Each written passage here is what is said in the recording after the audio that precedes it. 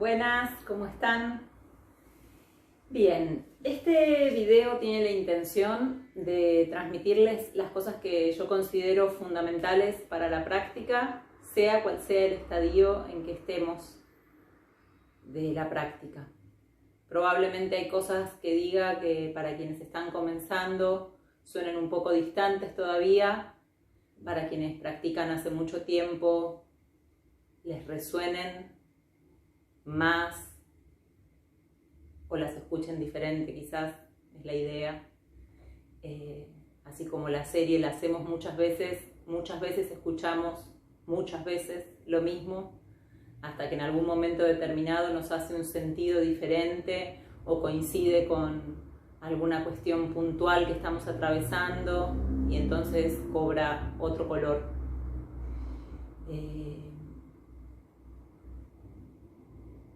Básicamente son las mismas cosas que suelo repetir en las prácticas, pero que como siempre aparecen de nuevo como consultas o como inquietudes, incluso para mí reaparecen como cuestionamientos o como formas de volver a entender la práctica. Me parece interesante darles un registro y tratar de contárselas de una manera compacta y que les quede. Practicamos una modalidad de yoga o yoga, si hay que ser estricto en la pronunciación. A mí no me resulta orgánico decir yoga, así que lo digo mal y digo yoga. Pero tomamos un tipo de práctica de yoga dinámica. Si alguien pregunta cómo es el Ashtanga, bueno, es en movimiento constante, no tiene las pausas que tienen otro tipo de prácticas. Además de ser dinámica, toma un criterio de partitura allá atrás, o en alguno de los libros, ¿no? Repetimos, reiteramos una secuencia. Tiene ciertos conceptos sobre los cuales se apoya, que son la autonomía de práctica, la austeridad en su modalidad, la reiteración y el foco en la respiración. ¿Qué quieren decir estas cuatro cosas? La austeridad quiere decir que no trabajamos con bloques, cintas, tacos, sillas, videos, luces. Solo necesitamos de nosotros mismos y del mat. La reiteración es este concepto de serie que les decía. La respiración, porque sobre ella se apoya, se ordena, sobre su técnica. Y la autonomía porque pretende que más temprano que tarde podamos de manera autónoma tomar nuestra práctica. Esto tiene un montón de beneficios, hace que esa frase hecha de sé tu propio gurú se haga carne, en mi experiencia. Luego de un tiempo de práctica siempre es buenísimo tener un guía, un maestro, un grupo de práctica, amigos que practiquen, un espacio que contenga nuestra práctica. No es que deba ser solitaria la práctica, es colectiva y en lo colectivo se nutre y se enriquece. Pero podemos hacerla solos. Podemos estirar nuestro mat donde sea que estemos y practicar. Sean las circunstancias que sean que no nos permitan, por ejemplo, ir a nuestra sala, ver a nuestro maestro. La práctica es nuestra. Una vez que la aprendemos, es nuestra. Y esa es una de las grandes riquezas que para mí tiene el Ashtanga. Cuestiones técnicas que me parecen súper importantes. Primero, algunas cuestiones fuera del mat y que es importante recordarlas una y otra vez. Se trata de practicar con el estómago vacío. Esto quiere decir no ingerir alimentos mínimo una hora y media antes de la práctica, incluso líquidos, pocos, ¿sí? El horario ideal de práctica es al amanecer, cuando uno se despierta, en ayunos, mat y practicar. Muchas veces eso no sucede, necesitamos tomar algo antes porque hay mucho tiempo entre que nos levantamos y practicamos, o practicamos a la tarde, pero en cualquiera de los casos siempre es tener presente que la práctica cuanto más livianos estemos de ingesta, más productiva va a ser a todo nivel, orgánico, mental, fisiológico. La sangre, en lugar de digerir, se va a los músculos, la pesadez o la incomodidad que podemos sentir en las torsiones, la evitamos. Entonces, siempre presten atención a eso. Lo mismo respecto de hidratarse durante las prácticas. Yo cuando llegan con la botella siempre se las confisco y se las dejo afuera de la sala, o ahora cuando los veo por Zoom y les digo, dejen la botella. No hay que hidratarse durante la práctica, ¿sí? Estamos despertando el fuego interno, el Agni, la purificación. Si a eso le tiramos agua, lo apagamos. Entonces hay que dejar que el organismo haga su trabajo durante la práctica y no interferir. Nos hidratamos antes o nos hidratamos después. Durante la práctica dejamos que el organismo trabaje solito y que la práctica trabaje sobre el organismo. Lo mismo respecto del sudor. En general, y ahora que está empezando el verano cada vez más, incluso si practican solos en sus casas, o aunque seamos menos en las salas y las salas estén ventiladas, que no es como se practicaba tradicionalmente la Ashtanga, igual vamos a sentir calor porque el calor se genera de adentro hacia afuera con la respiración Ujjayi, con el sonido de la respiración, con la temperatura que entra con un par de centígrados más en el organismo al rozar a través de la glotis, con el movimiento continuo, vamos a generar calor y vamos a generar sudor. Hay muchas variables, hay quienes sudamos mucho y hay quienes transpiran muy poco. Pero dentro de la escala de transpiración que cada uno tengamos, es muy posible que transpiremos más que lo habitual. Y eso es bueno, eso no hay que inhibirlo, eso como código compartido de práctica no es vergonzoso, no tiene que ver con la suciedad, no tiene que ser un motivo de pudor, ¿sí? Sudamos. Es una manifestación de nuestro organismo ante la práctica. Y cuanto más dejemos que ese sudor salga para afuera, mejor. Se dice que el organismo tiene la capacidad de eliminar las toxinas que no necesita a través del sudor y que la piel, la epidermis, tiene la posibilidad de reabsorber los minerales que sí necesita de esa transpiración. Entonces, dejemos que la transpiración salga. Por otro lado, más a nivel cosmético, si se quiere, yo por ejemplo tengo la piel muy blanca y me pongo muy roja cuando practico. Los poros se me ven abiertos explícitamente. Eso hay quienes se les nota más y quienes menos, pero todos, nuestra piel tiende a estar caliente, el poro dilatado. Entonces cuando pasamos la toalla y nos secamos el sudor, como una actitud que además lo hacemos apurados porque no queremos perder la práctica, o si estamos con la guía, rompemos la piel, ¿sí? Las capas superficiales de la piel, nos hace mal, no está bueno pasar la toalla, raspar la piel de la cara con la toalla. Por otro lado, eso es una distracción más, digamos, es cortar la práctica para secarse. No quiere decir que si estoy sintiendo el sudor que se me va a meter por las narinas o por los ojos y me arde, no pueda tomar la toalla y secarme el sudor. Pero nuevamente es una acción consciente que decido hacer cuando realmente lo necesito y observo que estoy deteniendo mi práctica y tomándome el momento para secarme el sudor. Y no que sea un tic de la práctica, agarro la toalla, me seco, agarro la toalla, me seco, agarro la toalla, me seco y ni sé por qué lo estoy haciendo, ni si lo necesito o no lo necesito. Entonces es importante observar eso. Agua, sudor, vestimenta, lo mismo. Traten de sentirse cómodos, cómodas con la vestimenta que usan para practicar. Es importante, cuanto menos tengan que estar acomodándose, mejor para ustedes. Lo mismo las mujeres respecto del peinado. A veces lleva un tiempo probar si colita alta, si el rodete, si el cuchuflo, si las trenzas, si la vincha. Digamos, cada una y cada uno de los varones de pelo largo encontrará, y de pelo corto a veces también, cuál es su mejor manera de tener su cabellera para que no les interfiera con la práctica o les interfiera lo menos posible, o sepan que, no sé, por ejemplo, yo sé que cuando termino una determinada postura es el momento en el que sí o sí me arreglo un cacho porque sé que para la postura que sigue necesito correrme un poco el pelo de costado para llevar la cabeza hacia atrás en el pez, por ejemplo.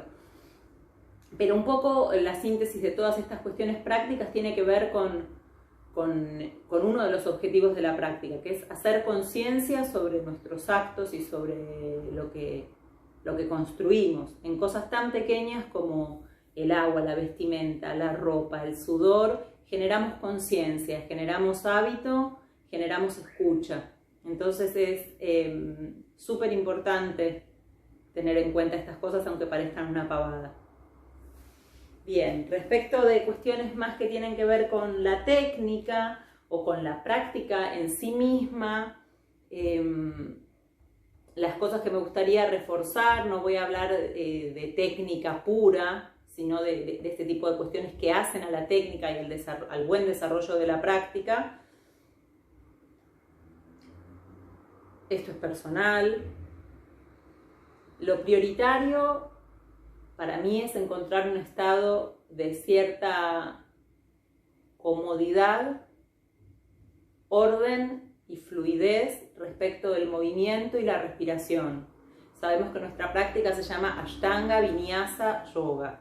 La vinyasa es lo que denomina a la conjunción del movimiento en el mismo tiempo que la respiración. Eso es lo que llamamos vinyasa. Esto quiere decir de manera muy simple que, por ejemplo, la vinyasa del saludo al sol es 1, inhalo, junto palmas, miro manos arriba.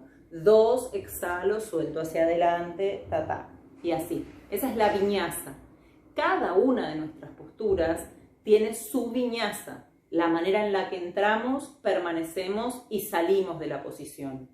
En general siempre nos quedamos 5 respiraciones en lo que llamamos el número de la vinyasa. Por ejemplo, en el saludo al sol, nuestro número de asana, el número en el que quedamos en la posición, es el 6.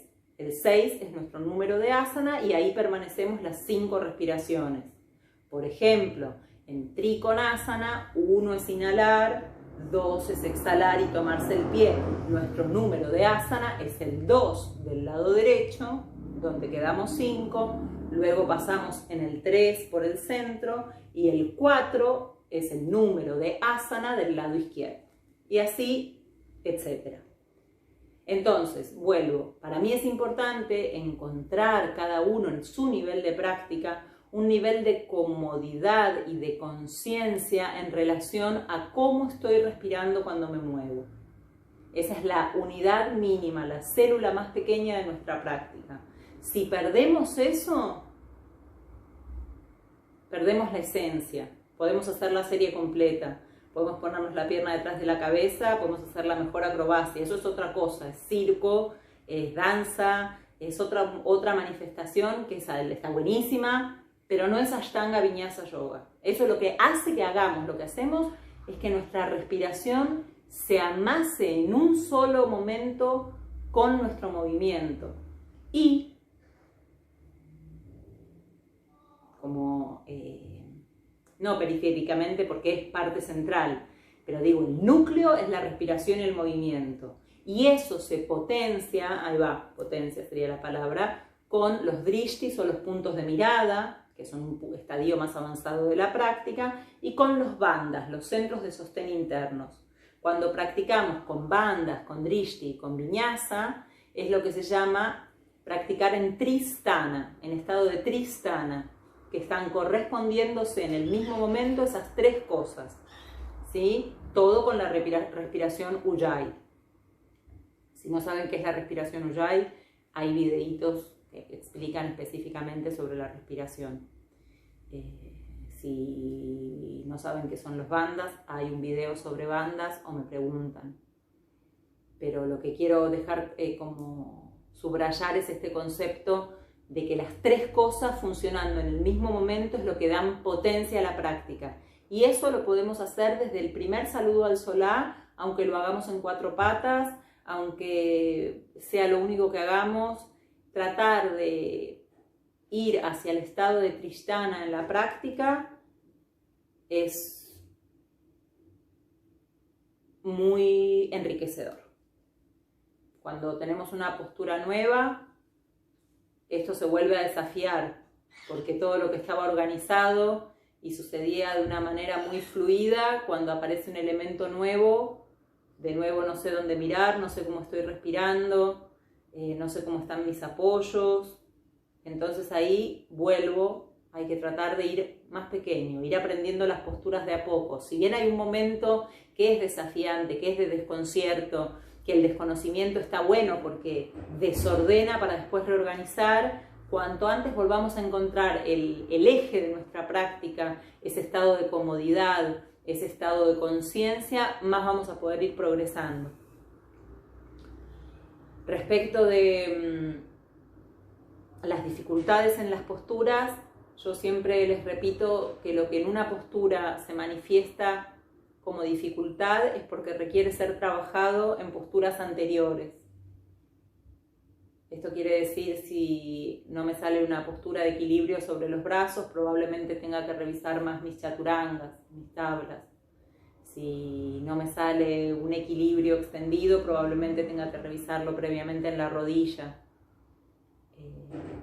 Las posturas con dificultad no son en sí mismas los lugares en los que se resuelven las dificultades, sino que se resuelven en las posturas anteriores para que la postura de la dificultad suceda.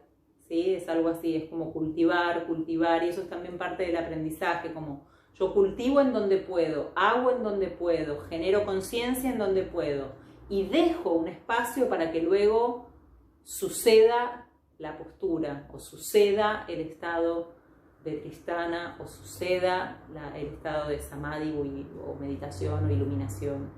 Ya es un montón, ¿no? Pero bueno, eso respecto de las dificultades. Respecto de las adaptaciones en la práctica y el dolor, que siempre hay consultas porque la vida requiere de adaptación, ¿no? Vaya, si requiere de adaptación. Y lo que cultivamos en la práctica es la flexibilidad, justamente la posibilidad de adaptarnos. De nada nos sirve tener una práctica tremendamente que se despliega hacia todos lados si no puedo adaptarla a otras circunstancias. Entonces, mi consejo es siempre, salvo que haya una indicación médica de reposo desde ya, siempre se puede adaptar la práctica. Si no puedo apoyar las manos, haré una adaptación en la que no apoye las manos. Si me duele una rodilla, adaptaré las posturas para que no duela la rodilla. Quiero decir, si puedo llegar caminando a la sala o puedo extender mi mat caminando, siempre algo voy a poder hacer. Y siempre seguro voy a estar mejor después de haberlo hecho que si no lo hago. Para eso hay que trabajar sobre las expectativas, sobre el ego, sobre la posibilidad de modificar lo que creíamos que teníamos conquistado y trabajar de otra manera en otros aspectos de nuestras prácticas. Sentarse a respirar en el mat es una práctica. Tomar 5 saludos al sol haciendo 4 patas es una práctica. Tomar solamente el movimiento 1 y 2 del saludo al sol es una práctica. La práctica es cualquier instancia de movimiento y respiración con conciencia y con intención y con atención.